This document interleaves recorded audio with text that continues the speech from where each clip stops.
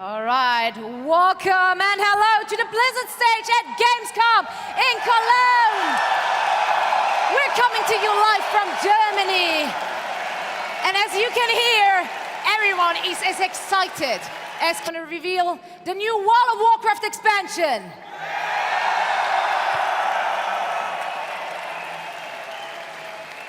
We're gonna have 3 members of the lovely World of Warcraft development team coming here on this stage, revealing the expansion and sharing everything they can with us today. But before all of that is gonna happen, I just wanna make sure that we're all up at speed, right? We wanna know where we stand right now in World of Warcraft, and that's why we prepared a little video for you on the story so far. And I tell you something, apparently, I have been told that there's a little surprise at the end, so let's try to watch out for that, and let's look at the video.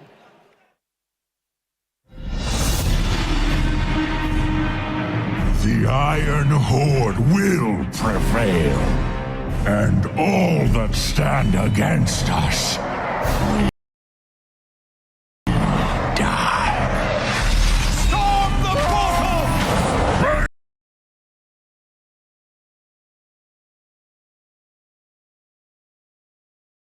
Iron Horde, bring your war chief. We'll all die!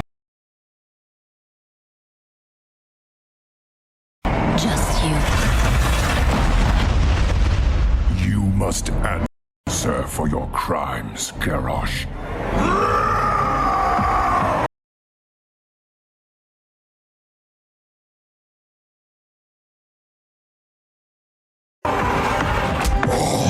Choose your own destiny. How dare you show your face here, Gul'dan? You men have died for nothing. There is only one choice. I will build a new horde.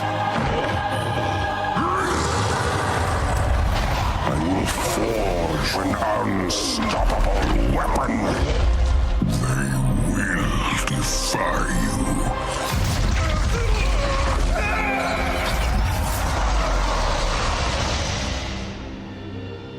Gul'dan failed. Jaina is free! You don't think it's over? I fear this is only beginning.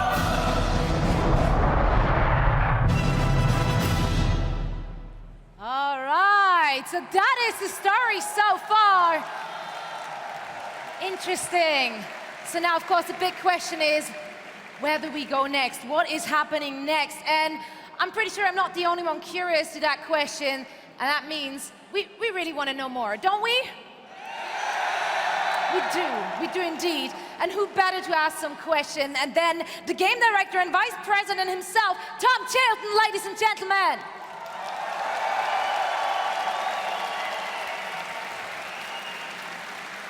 Tom, it's always great to see you back. It's not your first Gamescom. You're looking at so many excited faces. How excited are you about this announcement? No joke. This is really, really exciting. This is amazing. I love coming to Gamescom, and frankly, this is why.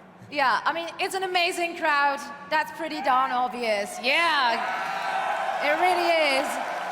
Now, you can tell the atmosphere here is pretty good, I would say. Yeah, it's pretty darn good. So. How is it in the office? You guys have been working on a secret for such a long time now. Yeah, we really have. We've been in production on this expansion for quite some time now, and it's always very hard to keep things under wraps and talk about what's happening right now and not really spoil things for the future too much. So it's really exciting for us, really gratifying for us to finally be able to share that with you all. Well, the good thing is, I read a lot of suspicions and leaks, but yeah, I don't know. I don't think anyone really hit the nail so far, so that, no one did. And that makes it all the more exciting. Now, you brought us a little something to ease into the topic. What are we going to see now? Right, exactly. So what we're going to do is we're going to show you a video that it's really an important connecting point between the end of the storyline of Warlords of Draenor and the next expansion. And so hopefully you guys will really get excited for what that connecting point is. All right, so let's take a look at it.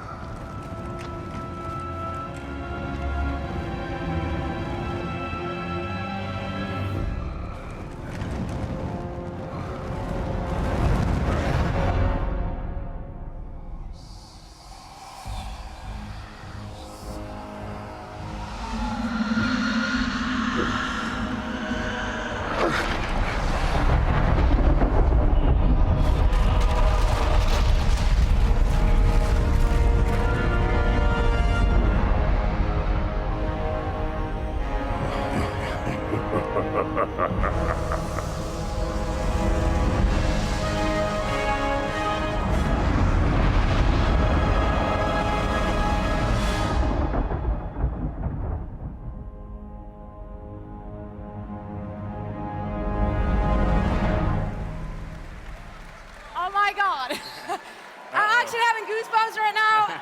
I can't even.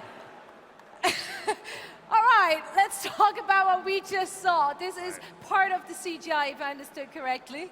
Well, this is actually a completely independent piece that is just meant to be connecting tissue between the expansions. You know, clearly Khadgar was right not to trust what just happened with Gul'dan, that we wouldn't see the last of him. So Gul'dan, in much the same way that Garrosh Hellscream set in motion the events of Warlords of Draenor, Gul'dan is setting up the events of the next expansion. Oh my God. Guys, are you excited for this expansion or what? Wow. All right, but of course, there's a lot more before we're going to reveal, because that isn't even the big reveal yet. There's more to come. You guys have more to share, as you have a team of development guys here on stage in just a bit to talk about it and give some more in-depth views on it and see how much you can share. But you brought us another video, right? Yeah, we did. So next up, we're going to see the actual announcement trailer with the features and content. So let's roll it.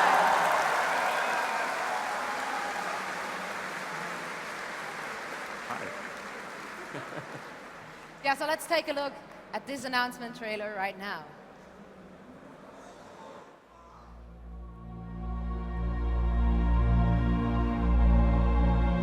On Draenor, old rivals sought to bring Azeroth to its knees.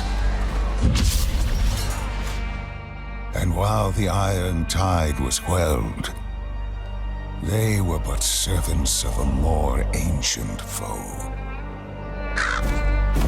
that has not forgotten our defiance. The vengeance of the burning shadow has come.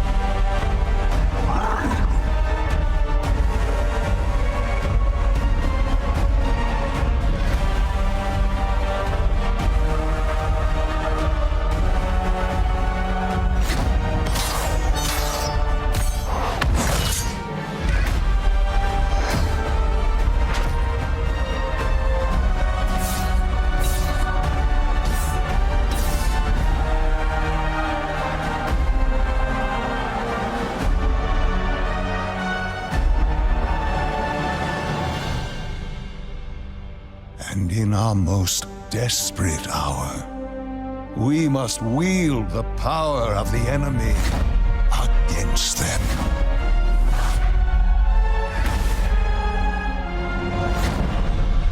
For we stand once more upon the brink of destruction.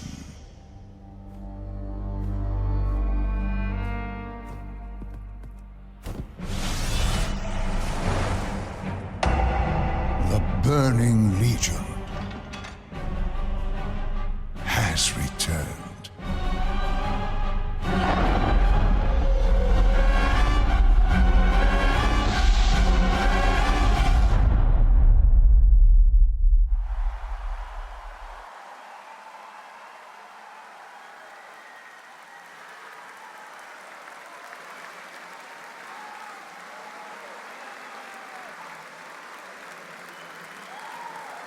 All right. World of Warcraft Legion. That's the next chapter in the saga of the World of Warcraft. So what we have for you next is actually going to be a presentation by both myself and a couple of my other colleagues to go into more depth on the content and the features. So hopefully you guys will learn a lot more about the expansion. But first, let me introduce my colleagues. First up, we have Alex Afraziabi, our creative director. So Alex was one of our very first quest designers, and he was actually the very first lead quest designer ever to exist on the World of Warcraft team. He's driven a huge part of our story development for the last dozen years. So Alex. Next up, we have Ian Hazakostas, lead game designer.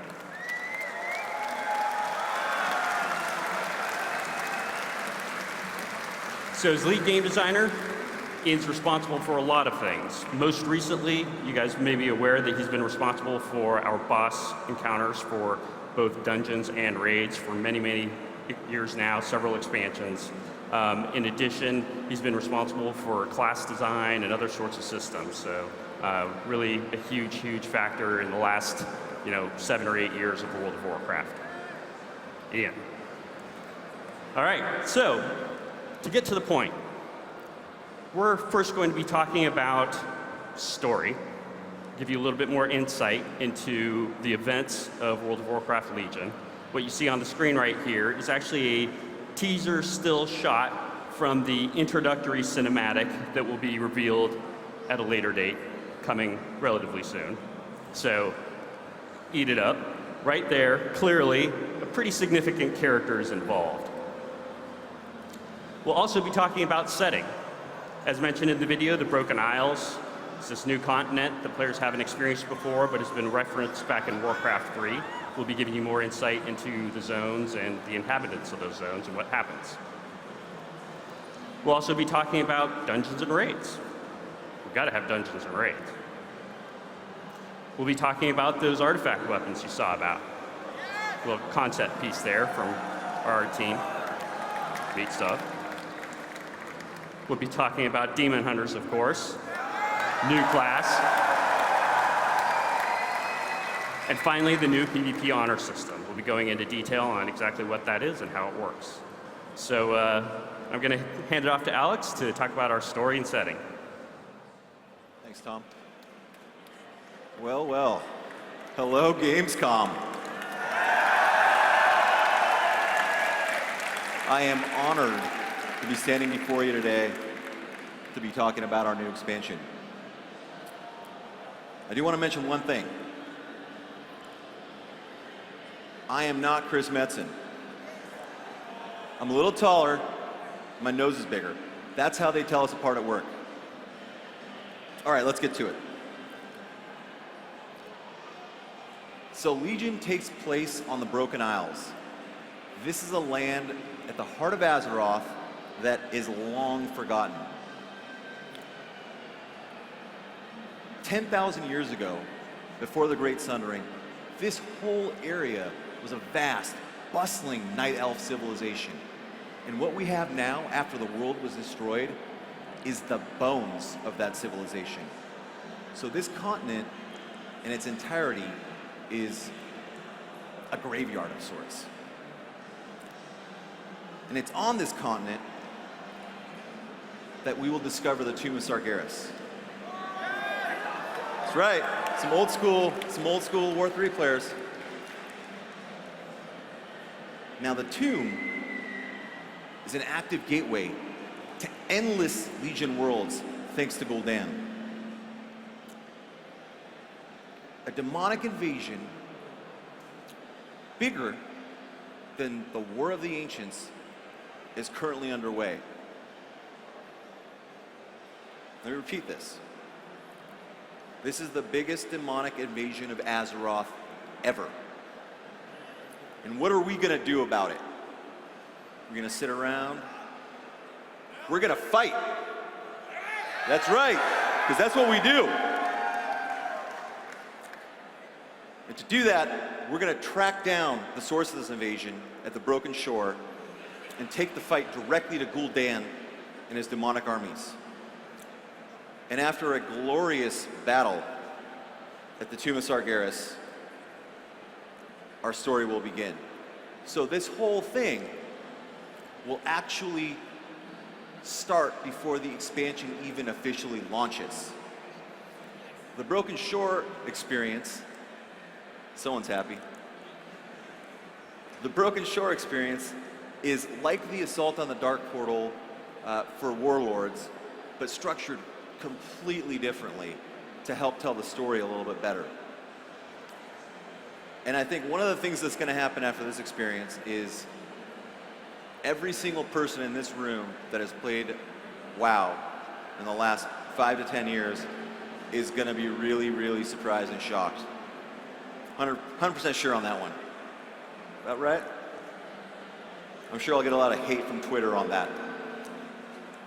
Okay, so let's get into it. Once the dust settles, after the broken shore, we will wake up to a world on fire and probably a massive headache. But we're not gonna let a headache stop us from saving our world.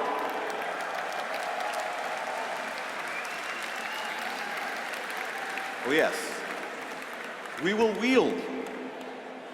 hoist up the fabled artifacts of those we have lost and those that have lost hope.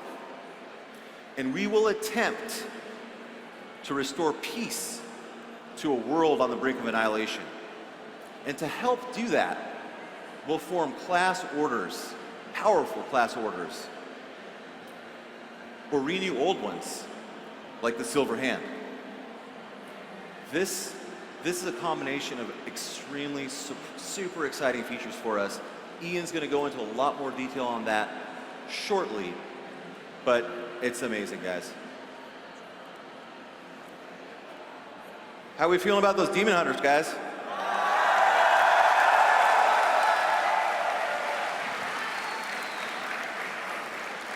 Sorry, I can't hear you. I was getting water. How about those demon hunters? Good?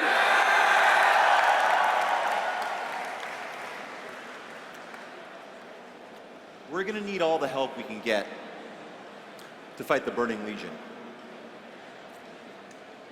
And who better than demon hunters? I mean, it's in their name. But to do that properly for us, we need to establish context. Because guys, the last time we faced demon hunters at all, they all wanted to kill us, mostly. And after this, they may still want to kill us a little bit. So, we will see through Illidan's eyes the story of the demon hunters, the Illidari. We will go back to the moment during the siege of the Black Temple where we see Illidan send his demon hunter Illidari back on a special mission. So, anyone play Burning Crusade in here? Yeah! So you guys remember back in the Burning Crusade when we were running up the Black Temple in the halls and we were all excited to go take out Illidan and we're praying for Warglaives to drop? Well, Illidan had other things going on in the background, like sending his best, most elite demon hunters on a suicide mission. So we'll go through their past into the shattered demonic prison world of Mardum. This is the world that Sargeras created when he was a good Titan to hold all of the demons that he captured in the entirety of the universes. And when Sargeras went bad, this is the world he shattered and released what would become the Burning Legion. We'll go there. And we'll come into the present, where we will go through the secret halls of the Vault of the Wardens. And when all is said and done, we will learn what it means to be a demon hunter and understand the true meaning of sacrifice. And we'll turn into awesome metamorphosized demon hunters. Tom's going to talk on that later. But guys, this is Warcraft. And I did say that this was the biggest Legion invasion we have ever faced. So I don't know if artifacts and demon hunters are going to be enough. We're going to have to turn to the big guy in the sky, or big guys and gals in the sky. And I'm talking about the Titans. Yes! No, well. We're going to scour the Broken Isles for the Pillars of Creation. These are Titan relics that were used to shape the world when it was young, when it was first born. And it's only with these relics that we can actually close this massive gateway, this wound at the heart of the Tomb of SARGERAS. Now, speaking of help,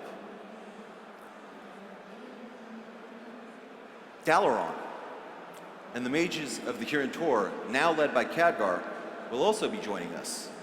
And that means Dalaran is going to be coming to the Broken Isles and becoming a main hub for players for this expansion. Let's hear some love for Dalaran. We all love it. Now, I can't say where Jaina went, but she was pissed off when she left. Now, let's talk about some zones in no particular order. Our quest to defeat the Burning Legion goes to Val'sharah. Once the pinnacle of Druidism on Azeroth, now a forgotten Druid refuge on the Broken Isles. This is the place, guys, that Malfurion became the first Druid under Cenarius. So this whole area is steeped in really rich lore, especially if you're a fan of Night Elven Druidic lore. It's all here for you. Here we'll face Xavius, the Nightmare Lord, and his massive satyr armies. And what are they trying to do? What does Xavius always try to do? He's trying to unleash the Emerald Nightmare into our world. So along the way, we'll meet up with demigods, like Cenarius, and aspects, probably Ysera, definitely Ysera, all to help us fight back the Nightmare. And we'll also enter the Obsidian Fortress of Blackbrook Hold. So if you know your lore, you should be pretty stoked. And Ian's going to show you some awesome stuff there later too. But if we can't fight back Xavius and stop the Nightmare from coming into our world, it's pointless. Pillar or no pillar, we can't beat the Legion. So what are we going to do? We're going into the Emerald Nightmare, and we're going to dispense some justice. And while we're there, we're going to get a couple big glimpses into the Emerald Dream. We've been talking about it for a while, and it's time. All right. On to Stormheim. In Stormheim, we're going to uncover the fate of Vrykul that left Northrend thousands of years ago in search of their Holy Land. We'll discover the Halls of Valor and Helheim, home to two Titan Keepers that have been warring for thousands of years. We'll also learn of the origins of the Valkyr and the Kvaldir as we ride the massive ship of souls, the Naglfar, into the maw of hell. And all the while this is going on, we'll be fighting the Vrykul's God King and his minions, who are now pawns of the Burning Legion. Stormheim's a beautiful area, by the way, and totally scary. Azuna. Oh, beautiful Azuna. So you know when I first talked about what this expansion was built upon, the bones of that ancient Night Elf civilization, nowhere is it better represented than in Azuna. The first moment you step on the territory, on the zone here, you will instantly see that this place was once something very special. And it's still special in a different way. Here we'll discover the ghosts of ancient Night Elves of the area, a dying breed of the Blue Dragon Flight, and we'll be introduced to the Nightfallen, exiled royalty from Suramar that have been left to die outside the protected walls of their city. We'll also be racing someone named Queen Ajara and her minions for control of the Pillar of Creation in the zone. Overall, a pretty epic experience. Moving on. High Mountain. High Mountain. At the highest point of the Broken Isles, we find High Mountain, home to the High Mountain Tauren, the keepers of the relic of Khaz'goroth. Also, the keepers of really badass horns, if you paid attention to that cinematic before us. If you didn't, you got to check it out. Huge elk horns. High Mountain's rough terrain. Rough, tough, it'll kill you. Which is why only the biggest and strongest creatures of the Broken Isles live up here. Like the Drogbar. And we're gonna have to kill a lot of Drogbar to save this world. And while we're there, we're gonna visit the lair of the Earth Warder, Neltharion, and seek some answers, and hopefully get some answers. For those of you that don't know, Neltharion, during the War of the Ancients, became Deathwing. You know, that guy knows. Became Deathwing, and then during Cataclysm, he just became dead. And so, we don't have him to worry about anymore, but we have other things. While we're up here, we may also run into some other friends. This is a big area, there's big game, there's a big hunt. Nessingwary is going to be close by. A lot of Nessingwary love. And lastly for today, guys, I'm going to hit on Suramar. At the heart of Suramar, we will discover a new race of elves, made off of an old race of elves. These elves have lived here for the last 10,000 years and flourished from the use or abuse of their incredible magical ability. Unfortunately, they have become pawns of the Burning Legion as well. More bad news, they have the last relic that we need. So what that means is we'll have to kill every single one of them, plus all of the elite Legion guards that guard their city, and probably Gul'dan to secure that last relic. I didn't say it was going to be easy. One last thing before I hand it off to Ian. I want to head off one question. I know there will be thousands of them after this presentation is over, but one question. This is a question that we have been asked at every single BlizzCon since the inception of BlizzCon. And I'm happy to announce it here at Gamescom. What about Alleria and Turalyon?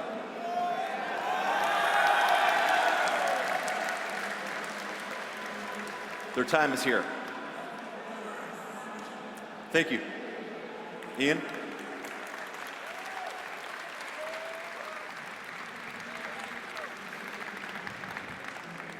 All right, hello Gamescom.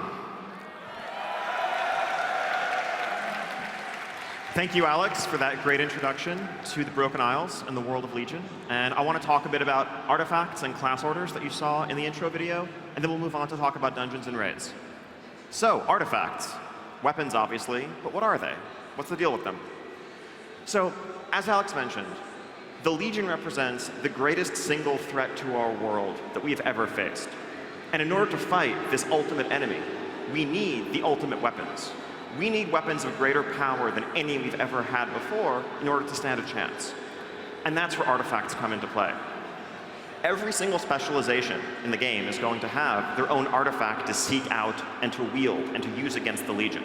So depending on your class and your spec, that will heavily affect the way your story plays out and what you're interacting with in terms of the system. So, well, what are they? How do they fit in? The first thing you're going to do when you begin the Legion experience after the events of the Broken Shore is seek out the artifact for your spec. Follow your destiny and heed that calling to take up this ultimate weapon.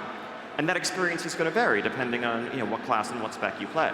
So, for example, if you're a Retribution Paladin, you'll be returning to the location of the Broken Shore to find and seek out Ashbringer, where it fell in battle and was lost, so that you can take it up and wield it. If you're a Protection Warrior, you will follow up on the legends of an ancient Vrykul king who was buried with a sword and shield forged from the scales of the dragon Neltharion, who later went on to become Deathwing. You will delve into his tomb and overcome the ancient curses that lay there in order to wield those weapons for yourself. If you're a Frost Death Knight, well, what is the ultimate Frost Death Knight weapon? Frostmourne, right? Well, Frostmourne was shattered.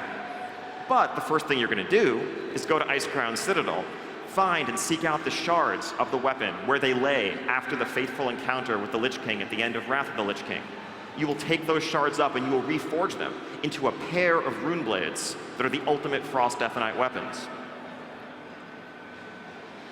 So these artifacts, they are your true companions. They are the things upon which you'll rely as you journey through the Broken Isles and through the world of Legion. As you level up, you gain experience, your character gains levels. But as you accomplish deeds in the world, you will also earn artifact power for your weapon. Artifact power is something you will earn through a wide variety of activities, whether completing a major quest line, killing a dungeon boss, outdoor objectives, winning a PvP battleground. Virtually any major type of activity in World of Warcraft will contribute to leveling up your artifact. Now, this artifact power that you earn, what do you do with it? Well, you're going to spend it to unlock traits that empower your weapon and empower your own character. In addition, you can also have a number of visual customizations that you'll be able to unlock and explore. Ultimately, you control the destiny of your artifact. You customize the path in which you unlock those traits, and you choose your path to greatness. Now let's get into the system a little bit more. So, Ashbringer. This is a quick screenshot of the UI for Ashbringer. Now, each artifact has a trait tree like this. It's kind of a grid that is overlaid on the outline of the weapon itself. And as you earn artifact power, you can spend them to unlock these traits. Once you unlock a trait, the adjacent nodes unlock and become things that you can spend at power in, and ultimately you choose what you want to work towards, you choose how you want to navigate this tree, and what you want your weapon to be. And at the far ends of the trees are major impactful abilities, such as the one we see on the screen here. This is something that will essentially cause your Ashbringer to duplicate some of your most powerful abilities. Let's look at the Frost Death Knights. Again, different weapons, different silhouette to the weapons, and therefore a different outline to the grid, but ultimately the same general concept. You begin at a central location and work your way towards the things that you most want. As you earn power, spend that power on traits, and unlock powers. Some of these are going to be simple damage increases, others are things that transform your rotation, others are new major types of utility, like the one we see here, that allows a Death Knight to basically use Raise Ally on themselves, to resurrect themselves in the heat of battle. Now, visual customization. So this was something that may have flashed by really quickly in the trailer earlier. As we see in the menu here, this Ashbringer, but then also a number of different variants on Ashbringer. We understand that in a world where many Red Paladins will wield Ashbringer, it's important to really be able to feel unique and like your expression is like your weapon is an expression of the character that you want to play, of the things that you value, and of your accomplishments in the world. So these different looks to the weapon are things that you will be able to unlock through a wide variety of means. Some of them simply by leveling up your weapon, others by completing specific activities, whether they be raiding or PvP-oriented or more completionist things in the world as a whole. And within each of these looks, there's also a large number of color variants. So there's a tremendous total number of combinations for how you can have your artifact look. Now, with Ashbringer, what we generally did, and what we've done with all of the artifacts, is you get the base weapon that looks like the sword you know and love that you've always seen in Tyrion Forgering's hand. It's the Ashbringer. Then there's sort of an evolved, upgraded version of it that once you reach a certain level of power with your weapon, you'll be able to unlock. But then we gave our artists the challenge of really just going off in exciting new different directions with these weapons, of trying to reimagine the fantasy of the sword, and that led us to things like an Ashbringer that's made out of pure fire, or a corrupted shadowy Ashbringer, or one that is shattered and being held together by crackling lightning. All of these have the basic silhouette of the weapon we know, but they have a very, very different feel ultimately, and there'll be things for you to work towards and use as an expression of the character you want to play. So I know I've talked a lot about Ashbringer. Let's look at some other weapons. So if you are a Mistweaver monk, your adventure will begin by returning to Pandaria to seek out the staff of the Emperor Shao Hao, who's really integral to the very legend and the essence of the continent of Pandaria. So here on the far left, we see the base weapon that you'll initially acquire, then an upgraded version of it. But then we've reimagined that staff in with the inspiration drawn from the various animal gods of Pandaria, whether it's Yu'lon, the Jade Serpent in the center, or Chi-Ji, the Red Crane on the far right, or a Sha-influenced, Sha-corrupted staff, second from the right in between those two. Those are all things to work towards, and again, you can kind of pick the look that you want, pick the thing that excites you most to be what you show off. Ashbringer. Exactly. I can't say enough about the amazing art and the work that our artists have done on these weapons. They just blow us away. So yeah, the base Ashbringer, the holy version, and then fiery, shadowy, and lightning. Large variants, but they all have that essence that says this is Ashbringer. Next up, a new one to many people. So Felo'melorn. This was actually a spell sword wielded by the mage Kael'thas. Kael'thas used this in his battle against the Lich King at Icecrown Citadel, and the sword was lost there. So if you play a fire mage, you will begin the expansion by seeking out that blade. And when you take it up, you see the base version on the left. It is, a very Blood Elf origin fire spell blade, an evolved version, but then the fantasy goes in different directions from there if you want to customize it in a Fel direction, or sort of a molten lava direction, or that heavy Titan influenced one on the far right that has a very different feel to it. It's all up to you. The Eagle Spear. So this is something that is new to the lore. It's heavily associated with the High Mountain Tauren. This is basically a fabled weapon of the Tauren tribe in High Mountain that you will seek out. You will track down the powerful creature that claimed the life of its last wielder, defeat that creature, and take this for yourself. The animal inspirations for the spear, you see, the base version is themed after the eagle. Then in the center we have a wolf theme, a serpent, and a bear on the far right. This weapon will be something that survival hunters can seek out and claim. So next up, Frost Death Knights. So these are the blades that you will forge from the shattered shards of the greatest Death Knight weapon of all time, Frostmourne. The base version on the left, and then the initial upgraded version second from the left. Now for these weapons, we actually didn't go in such crazy different directions. We didn't do a fiery sword. I mean, they're all kind of, it's a question of what you like most as Death Knight. Do you like skulls, or frost, or more skulls, or different skulls? But they're all different variations on the essence, the fantasy of what being a Death Knight is. And when you think Runeblade, this is what comes to mind. That is what your artifact needs to mean to you. Doomhammer.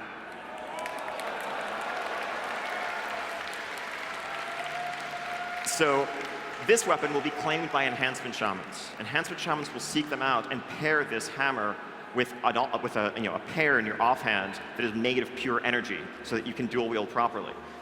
The base version, of course, the one we know and love that we've seen Thrall carrying around for so long, and then various variants of it, the Fel version in the center, a fiery one to the right of that, and then a magical crystalline one on the far right. All the essence of Doomhammer, but different fantasies to explore. Let's see, what's up next? So, Feral Druids. So, Feral Druids can seek out the Fangs of the first Nightsaber. And on the far left here, we see a Druid with the base initial artifact that just claimed it. He's like a level 100 Druid. He's been playing the expansion for an hour or two. In the middle, we see a Druid with the upgraded Fangs of the first Nightsaber. He's been playing for much longer. He's attained a more powerful artifact. On the far right side, we see a Druid with spectral Fangs of the Nightsaber, and it's a totally different look of the weapon. I mean, you can see how awesome the weapon is, right? Oh, right, yeah. I guess you can't really see the weapons on Feral Druids and Guardians. That's a shame. I mean, being able to customize your weapons so much and then not be able to show it off, well, that's unfortunate. Okay, just kidding. So if you're a Feral Druid, or if you're a Guardian Druid, instead of customizing the look of your artifact, you will customize the look of your form.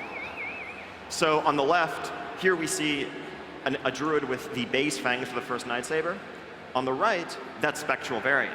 Now, of course, there's many different color variations on each of these, and more entirely different models that we just couldn't fit on this slide, but there'll be the same number of variants as every other class has. So that's something for, Feral Druids and Guardian Druids to look forward to. Oh, and by the way, yeah, on the last slide, that was an updated high-res version of the base cat form, in case you were wondering.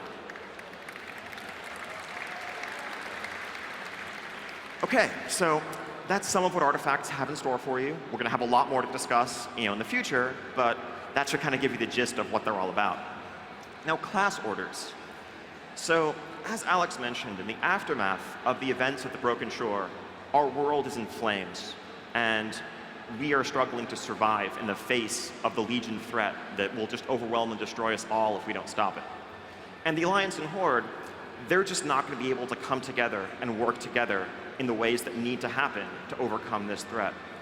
But instead, it's the classes that actually band together to do that. Whether it's ancient orders like the Silver Hands at Light's Hope Chapel or the Mages of Dalaran, they're coming together, working together as a class to save the world and to do what needs to be done. And of course, they look to you as their leader, because you are the one who has just retrieved a fabled artifact of incomparable power. You are the wielder of Ashbringer. You are the wielder of Doomhammer. Who else would lead them if not you? And so this really underscores one of the central themes of the Legion expansion, which is really a heavy focus on class identity. We want you to feel, if you're a warlock, to feel like a warlock, and for that to feel different than being a paladin, because they're about very different things. Even if their goals are the same at the end of the day, which is to defeat the Legion, they're going to go about it in very different ways. They're going to have very different allies. They're going to have very different powers to call upon in the process. So the order halls represent a base of operations for your class. They're kind of like a private clubhouse that you share with other members of your class. It's a shared space where you'll see other paladins running around or other shamans. It's not personal like the garrison, but it is a private space just for members of your class. The best analog is probably something like SARGERAS, the Death Knights are familiar with. You know, the necropolis floating above the Plague Lands that is only accessible to Death Knights.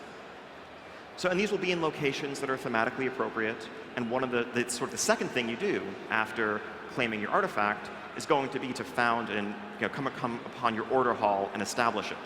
So shamans will be in a hollowed out cave overlooking the Maelstrom at a point where all of the elements come together, where lightning crackles in the sky overhead and molten earth churns in the middle of a swirling whirlpool.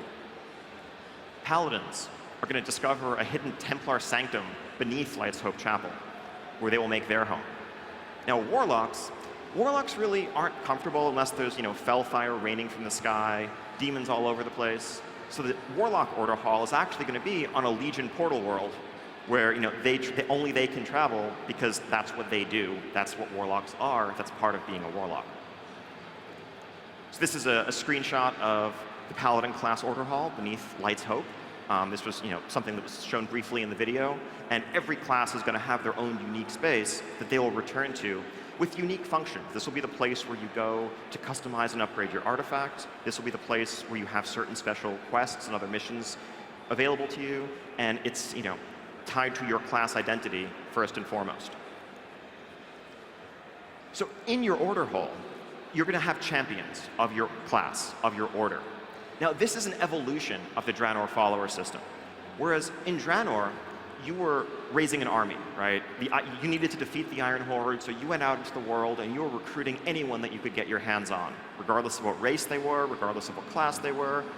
Anyone who wanted to help you fight the Iron Horde, you wanted their help. But numbers are not going to work against the Burning Legion.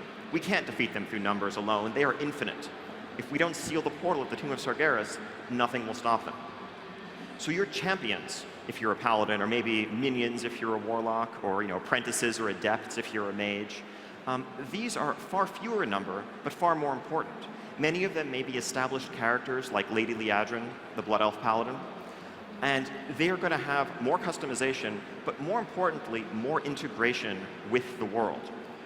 Our idea, in terms of how we want to carry this system forward, is not to have your followers or your champions doing things instead of you, but to have them enabling you to do greater deeds and to go out into the world. So maybe they go on a scouting mission and discover a lair that you then go to investigate. Or maybe you send them to a zone that then gives you bonuses when you are adventuring in that zone and completing objectives there. You'll work alongside them and with them rather than sort of having them compete with you in terms of the rewards that you're getting and that you're seeking out. We'll have a lot more to talk about regarding the system in the future, but I just wanted to kind of lay out some of our general philosophies for how we're thinking about it and how it's different from the garrisons and followers in Draenor. So, dungeons and raids. So I'm going to start with dungeons. And before I go into any specifics, I want to just take a minute to stress that we feel like we've done dungeons a bit of a disservice. Dungeons are essential. They are at the heart of what makes the MMO experience awesome. Going into a dungeon is going in and cooperating with a small group of your friends to overcome a challenge. And we want to make sure that there are more dungeons in Legion than before, that there's more varied challenges, more replayability, and more of a long-term reason to keep doing dungeons throughout the expansion. We don't want dungeons to be something that you just do for a month at the start and then forget once you've started to do raids. That said, let's talk specifics. So first up, the Halls of Valor. As Alex mentioned, this is one of the level up dungeons that is high up in the clouds over Stormheim. And this is sort of a look at the dungeon itself. This is sort of the look at the grand entrance. This is what you see when you first zone in.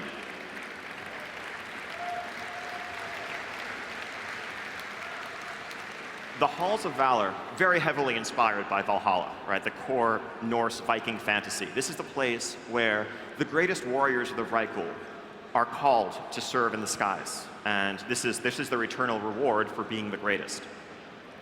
Now, what brings you here is actually, over the course of Stormheim, as you are seeking out the Pillar of Creation from this zone that will help you seal up the Tomb of Sargeras, you are contending with the Legion cooperating leader of the Vrykul, the God King.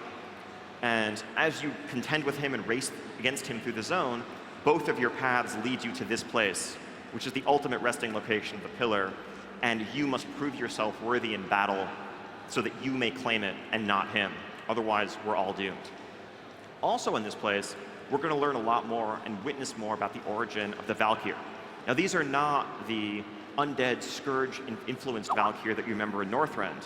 This is the more pure Valkyr, the Shield Maiden, the Warrior of the Light, that is as core a part of the fantasy as the Vrykul themselves. Next, Blackrock Hold. Blackrock Hold is going to be a max-level dungeon in the zone of Val'Sharah. This was the ancestral home of Lord Ravencrest. And this is an elven structure unlike any elven structure you've ever seen before. It was a military fortress, a bulwark against the Legion, that was carved out of a single giant piece of stone, basically carved out of the mountain itself to be this impenetrable, unassailable fortress. But a dark shadow has fallen across this place now. So here we see a screenshot of this is sort of the interior main entry hall of Blackrock Hold. I think next up, yeah, this is a side hallway. You can see some light streaming in from the windows. Players are going to begin essentially in the basement, in the underground catacombs beneath Blackrock Hold, and work their way from the outside all the way to the very top of the spire, where they will confront the true threat and the evil that is corrupting the castle itself. This is a look from the outside courtyard, looking up at the walls and towers of the complex. This is an elven structure, but again, it's not quite like any elven structure you may have seen before. Next, the Vault of the Wardens. So this is a place that will be very familiar to demon hunters. As a demon hunter, and Tom will tell you a bit about this in the next bit, this is where you awaken. This was the Warden maximum security facility. Wardens being those awesome cloaked figures like Maiev that you may remember from Burning Crusade. This is where they have kept all of the greatest threats to the world. Demon hunters among them, but also countless other terrifying monsters. And this is the place where the events of that cinematic that you saw before the expansion announcement trailer happened, where Gul'dan found Illidan, where he was encased beneath the vault. Now, what was he up to? What is his plan? What is his purpose? We don't know, but it's a sure bet that it's nothing good. It's nothing that we want to have happen. And so we're going to begin investigating that mystery. We're going to begin hunting down Gul'dan and Illidan in this place. So here we see, this is one of the top levels of the Vault of the Wardens. We see some of the owl symbolism and that crescent half-moon shape that is their characteristic glaive that they wield. We see that prominently throughout this place. Very ornate, but also a place of great darkness and great evil. This is a lower level of the dungeon. You see cells lining the walls where all manner of former inhabitants have been kept. So then, of course, we're going to have more dungeons. So let me talk quickly about some of those. So first off, we're going to have a dungeon in Azuna where you contend with the minions of Queen Azshara, with the Naga, that have been thwarting your actions every step of the way through the zone. We figured Eye of Azshara would be a good name for it for some reason. I'm not sure. Next up, Darkheart Thicket. This is in Val'Sharah. This is at the foot, the base of the World Tree Saladrisil that towers over the zone as a whole. This is the heart of the nightmare corruption that is infesting and spreading through the zone and which will eventually overtake our world if we don't stop it. So you are cutting your way through dark thickets and brambles into a chamber at the base of the tree itself, where you need to rescue Malfurion himself from the corruption and the clutches of the nightmare. Another dungeon is going to be Neltharion's Lair. Neltharion's Lair, as Alex mentioned, is in High Mountain. This was a cavern where thousands of years ago, the Earth Warder, the Black Dragon Neltharion, lived. This was before he became Deathwing, before his corruption, but he was still the most massive, the most giant of all the dragons. And the space that he's hollowed out reflects that. Since those times, this has become the center of the Drogbar society. These are the sort of rocky, fierce, brutal warriors of High Mountain. And we need to venture into their capital in order to recover the Pillar of Creation wielded by their chieftain. Helheim. Helheim, well, it's sort of in Stormheim, but it's not precisely in Stormheim. This is kind of the polar opposite of the Halls of Valor. Whereas the greatest warriors of the Vraipool ascend to the Halls of Valor, the cursed spirits get on the ship, Niflvar, that leads them to Helheim, where they are cursed for all eternity as Kvaldir. Now, if you like the Grimrail Depot dungeon in Warlords, if you like the idea of riding a train, well, I think you're going to like this one. This is the ghost ship of the damned, and most of the dungeon takes place on this ship, sailing through stormy seas in an immersive environment that's quite unlike anything we've ever seen in a dungeon in WoW before. Really excited to get people to have their eyes on it. Next, Suramar City. This is the City of Night, where the Nightborn rule from their palace, but the city itself contains both catacombs beneath it and noble houses throughout the city, into which we will have to venture in order to uncover the ties to the Legion and the ultimate plan that is unfolding here. And, well, Violet Hold. So Dalaran, of course, is coming with us to the Broken Isles, and that means Violet Hold is coming with it. Now, it turns out there were some mysteries and deep secrets hidden within this place that we never uncovered the first time we were here. And bringing the city in proximity to the Tomb of Sargeras, once it comes to the Broken Isles, it awakens new secrets, new powers, new mysteries in this prison that we have to delve into, explore, and uncover. And we're going to learn a lot more about the origins of Dalaran, the origins of the mages of Dalaran, and actually the origins of the world itself. Raids. So, for raids, we're actually pretty happy with how the overall structure in Warlords of Draenor played out. We had, High Mall initially with 7 bosses that opened up a few weeks after the release of the expansion, and then sometime after that, Blackrock Foundry with 10 bosses. So we're keeping that overall structure. We think that's a good amount of raid content, and that's kind of what we're aiming for, and that's what we want to deliver in Legion. So the first raid, this is going to be the Emerald Nightmare itself. We have heard from players, as long as we can remember, since really the first days of World of Warcraft, that they wanted to see the Emerald Dream.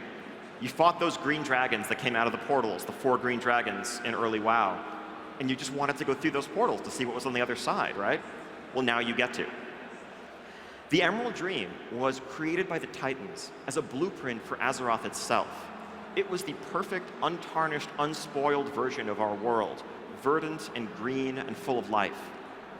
But something has gone horribly wrong here, and the Emerald Dream has descended into corruption, into nightmare, and that threatens to spread into our world and engulf it.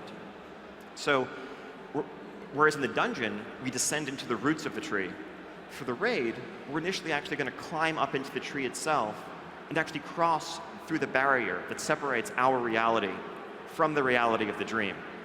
We will go in, root out corruption, seek out scenarios, and ultimately confront Xavius himself at the heart of the nightmare in this ultimate conflict that will end the corruption of the Emerald Dream. Our next raid, Suramar Palace. So this is the palace in the city of Suramar, where the Grand Magistrix, who has brokered this dark deal with the Legion, looks over everything and runs the city. The Legion has come here for a dark purpose, and they have used and corrupted one of the Titan pillars of creation to shape their society, to create this Nightwell, a conduit of dark energy that is the center of Suramar's power. So this is a 10-boss raid, very traditional. somewhat reminiscent of Black Temple in terms of its layout and structure. You begin in an underground catacomb, essentially a back entry because you can't go through the front gate, work your way up to sort of outdoor balconies, royal quarters, and eventually to the heart of the Nightwell itself. We will confront both the Grand Magistrix and Gul'dan, who has come here as an ambassador of the Legion. We've been chasing Gul'dan for a long time, since really the beginning of Warlords of Draenor, when we made that fateful mistake of clicking on him and setting him free to begin our Warlords experience. But finally, he's cornered, he's not going to be able to run after this. Gul'dan is the ultimate boss of Suramar Palace Raid. Now, I just wanted to show you a concept of what the palace itself is going to look like. And now I know if you really love orcs and spikes and fire and fel, this might disappoint you. I know you might have been hoping for yet another raid since you heard Gul'dan. Okay, it's going to be a green orc raid, right? No. This is the Royal Elven City, the Palace of Suramar. They're an elevated, elegant, magical race, magical civilization, and their architecture reflects that. So this is going to be a very different type of look for a raid than we've seen in the recent past, and I can't wait to have you explore it. Can't wait until you can see it for yourselves. So without further ado, let's hear more about the thing you all want to hear about. Let me hand it off to Tom, and he'll tell you all about the Demon Hunter. All right, the Demon Hunter. Dämonenjäger, yeah? Let's talk first about character creation. Obviously, character creation is a huge part of building your character and really getting into it, getting a sense for what the character is. So we have a slew of different options for you that are really unique to the Demon Hunter so that you can really feel like it's properly expressing the class. So here's a lineup of a variety of different options that we'll have for you. As you can see, one of the kind of features that first jumps out and grabs your eyes is the horns. The Demon Hunters have the ability to have horns, a number of different horn styles, horn types, horn sizes. We'll even have the option to have no horns at all if there's something mentally wrong with you. Of course, we have some other features too. We have the tattoos that you see. A lot of the Demon Hunter class-specific armor really kind of exposes those muscles so you can show off your awesome tats. Different types of tattoos, different shapes, different colors, all sorts of good times there. We have skin variations, some of them scaly and demonic, others normal. And then finally, we also have the different types of eyewear. So you can have the traditional Illidan-style eyewear, or you can have a veil, or some other different kinds of looks. So, taking a look at all that and really kind of getting a sense for what that is, let's look at what that looks like on the actual character creation screen.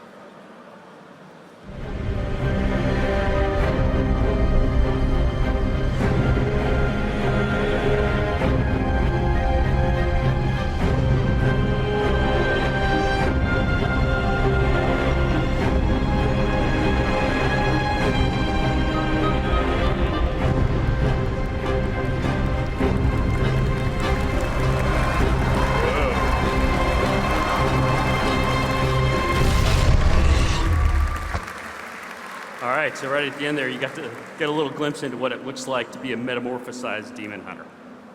So let's take a look at what that is, and let's explore more what the entire Demon Hunter experience is. And so the Demon Hunter, as you might have seen in the video, is a hero class. And to us, what that means is they have a very unique starting experience, a lot the same way that the Death Knight did in Wrath of the Lich King.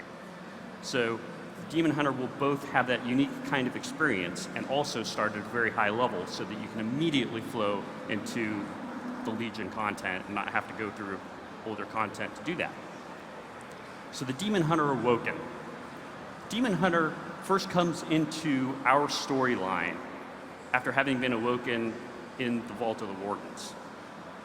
The Wardens, desperate because of the Legion invasions, have thrown the switch to awaken the Demon Hunters, desperate for their help, because when you're going to fight the Legion, Demon Hunters might come in handy. It's kind of part of the name, like Alex said. But before you do that, you'll actually get to take part in the events that take place 10 years back in time at the Black Temple, when you, as a member of the Illidari, are sent off by Illidan on a crucial mission to the world of Mardoom. And so you get to see that little world of Mardoom right here. Take a look at a video that shows that.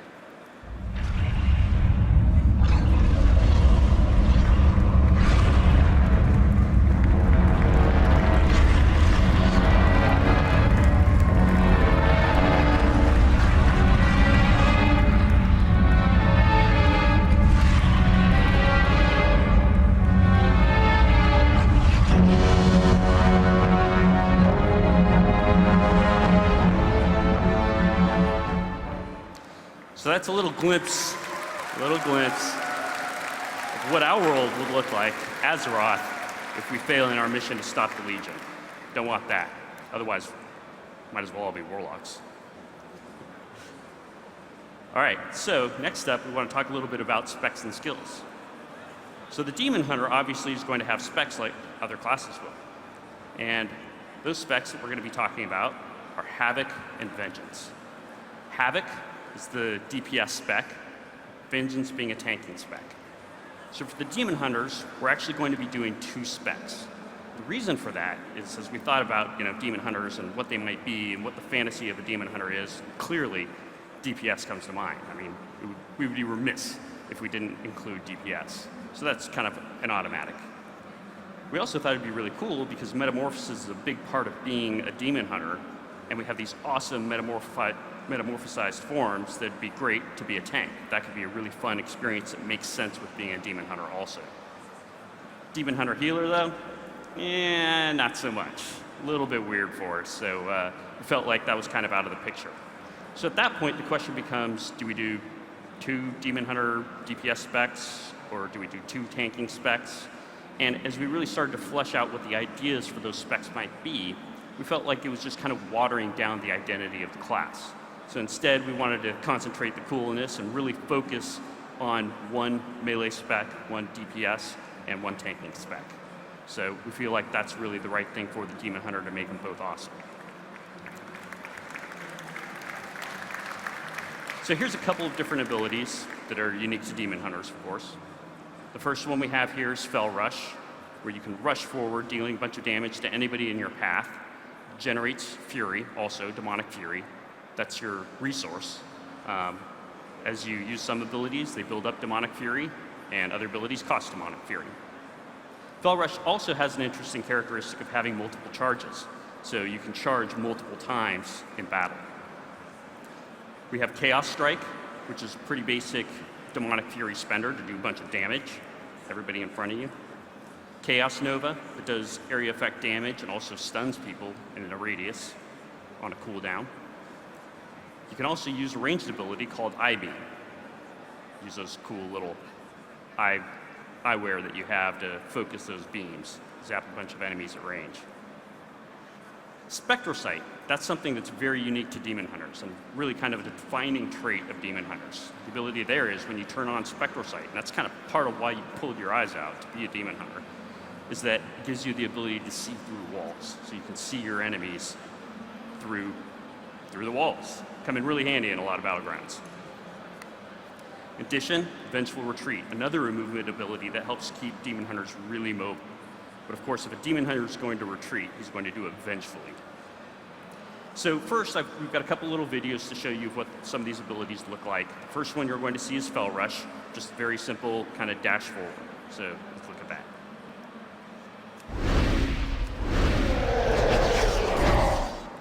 There you go. Used multiple times in succession, right away, boom, boom. Wants to travel, wants to go through and deal damage. Next up, we have the Eye Beam ability. Give you a little sense of what that looks like. Zap. And then finally, we have an ability that's also unique to Demon Hunters to talk about that I haven't mentioned yet. That ability is something that we call Double Jump. So as a Demon Hunter, you're actually going to be able to jump, and then as you're in the air, jump again. Because you're more agile, you're quicker than other races or classes, and it's really cool and handy to be able to get over obstacles that no other class can actually get over. So let's take a look at what that looks like.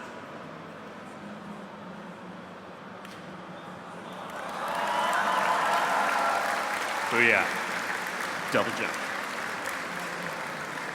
So next up, we have a little video that has a couple of these different combat abilities mixed together to give you a little bit more of a sense of what Demon Hunter combat looks and feels like.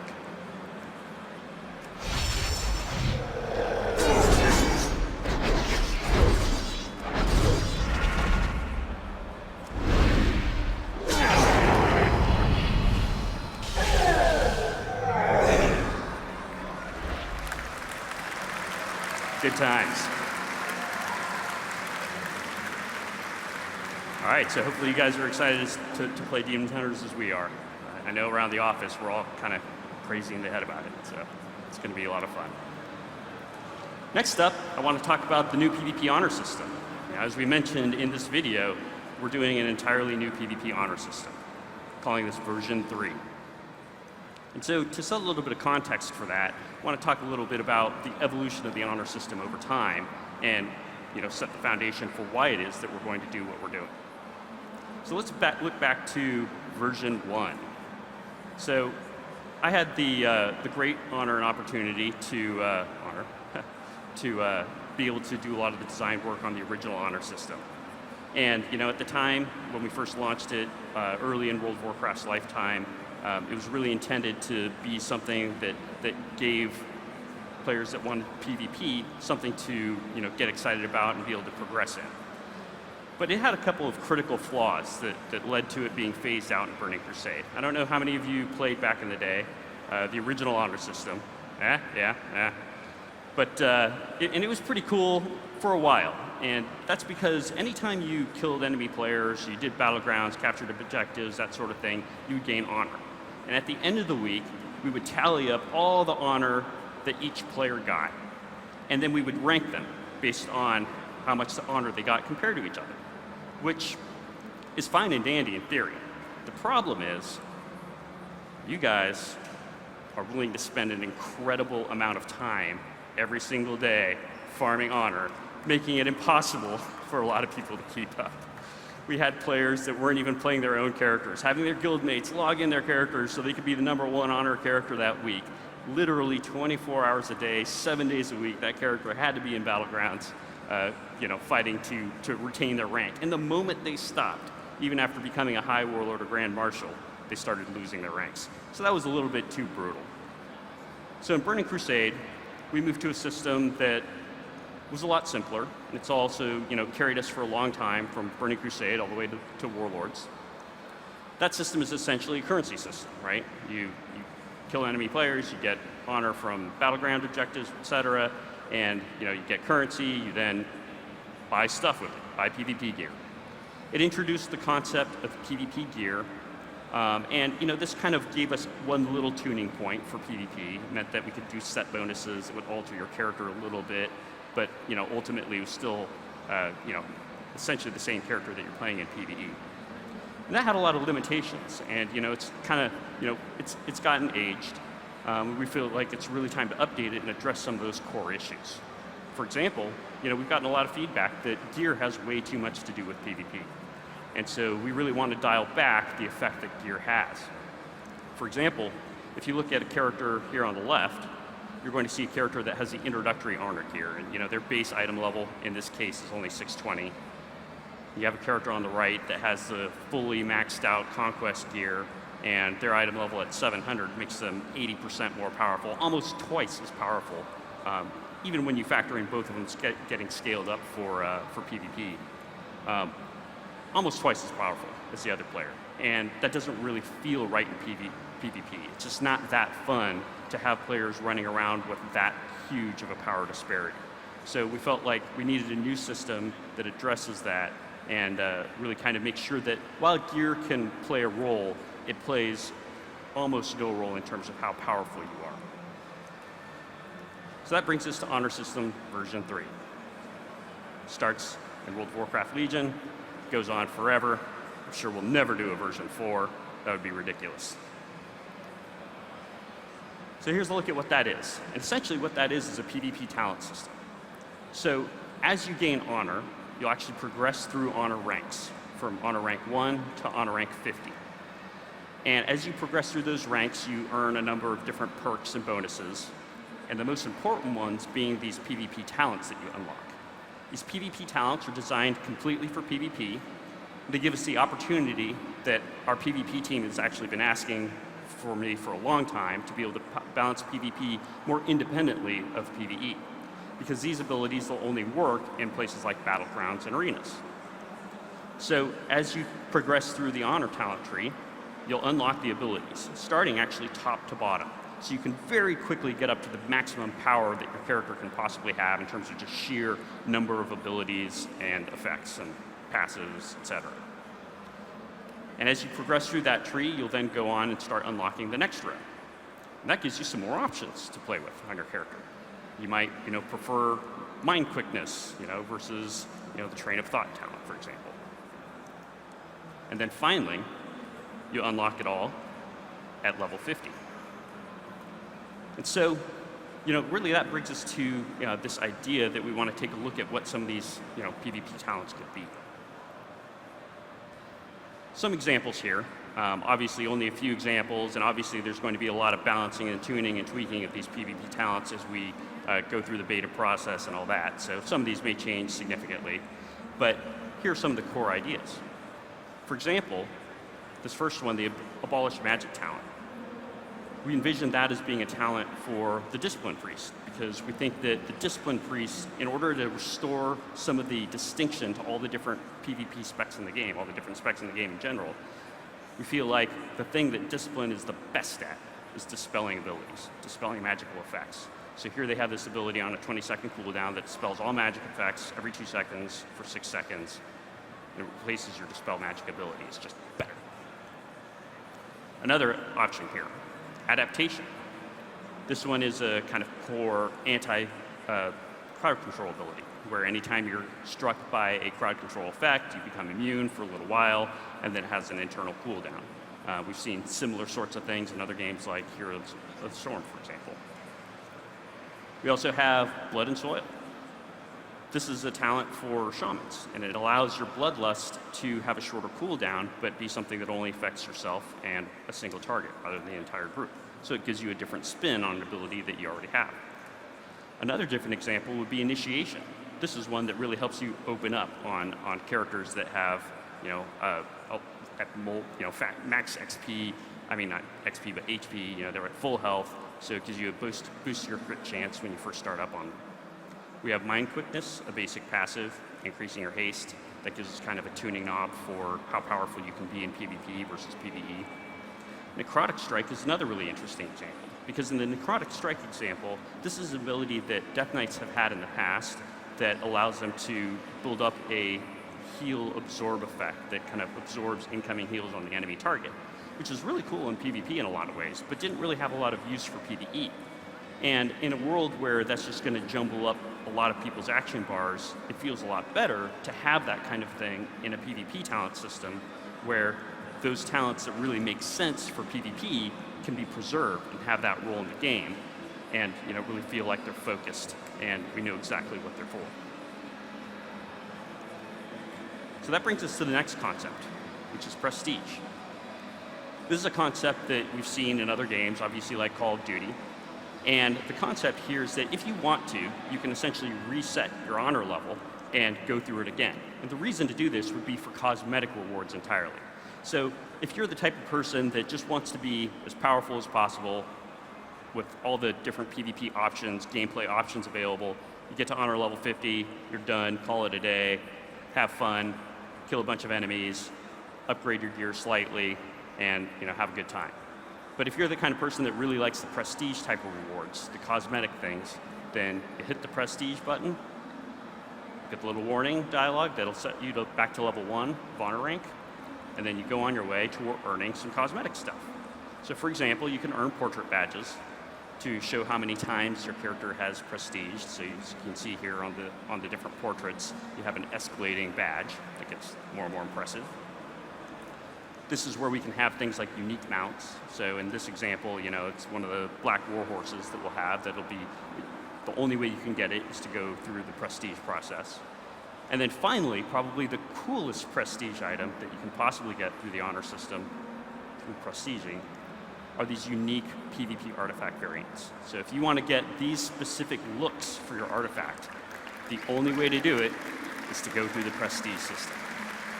And that'll signify you as somebody who has really done a lot of honor killing. Here's a look at a few more. So a lot of those that, those specific looks that Ian was pointing out, we're going to reserve one for PvP exclusively. They're probably very dark and shady versions of them like that. And so that really summarizes what we're talking about for Honor version 3, and hope that, to us, It's really exciting for us because it feels like the most significant change we made to PvP in a long time, and hope that you guys are as excited about it as we are. So with that, we conclude our PowerPoint presentation explaining more about the content and features. I want to thank everybody that's been here. Obviously, this has been a lot of stuff to digest, and want to thank you guys for coming to see us. Really appreciate it. Love you, Gamescom. And also everybody that's viewing the live stream worldwide right now. Thank you guys too. Or even if you watch it later, that's great too. Also, we're going to be on the live stream on Sunday, where we're going to be answering a number of different questions. Obviously, there are going to be a lot of questions from the community over the next couple of days. We're going to be keeping our ears opening, listening for questions, and answering as many of them as we reasonably can during the live stream on Sunday, so stay tuned for that. And finally, hope to see you all in the beta later this year. So thank you so much, Tom, Ian, and Alex from the World of Warcraft development team. You really shed a lot of light on that expansion for us, and yeah, that even got me more hyped than before, so thank you so much for all those details. We really saw some amazing things to look forward to, and once more, of course, in the name of everyone here, thanks a lot for coming. The guys will be on the live stream, blizzgc.com. This is where you can find us from tomorrow onwards. Every evening, we're going to have guests such as the lovely guys here who are talking about their games, and we're going to show what's been happening during the day at at Gamescom. So make sure to tune in for all of that. I thank everyone for watching on stream as well at home. So we hope to see you tomorrow. Thank you.